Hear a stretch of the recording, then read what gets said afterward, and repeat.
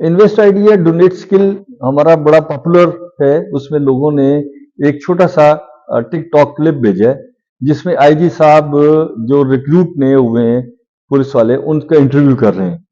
और आईजी साहब is a very smart, Usman साहब जो हैं वो माशाल्लाह वेरी एक्टिव हैं। और उन्होंने एक से पूछा कि आपने क्या किया हुआ, तो उसने कहा बीबीए किया हुआ है। दूसरे से पूछा, उसने कहा बीएससी इंजीनियरिंग की हुई है।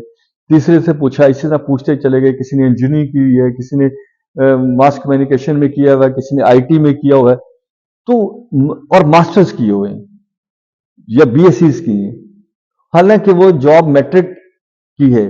तो ये भी एक डिस्क्रिमिनेशन है कि मैट्रिक की जॉब के अंदर एमए वाला बंदा अप्लाई करे और अपनी लिए जॉब तलाश करे।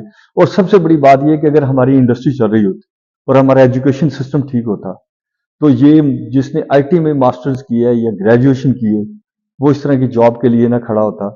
अगर किसी ने इंजीनियरिंग की है तो इस तरह की जॉब की डिमांड ना ही कर रहा होता।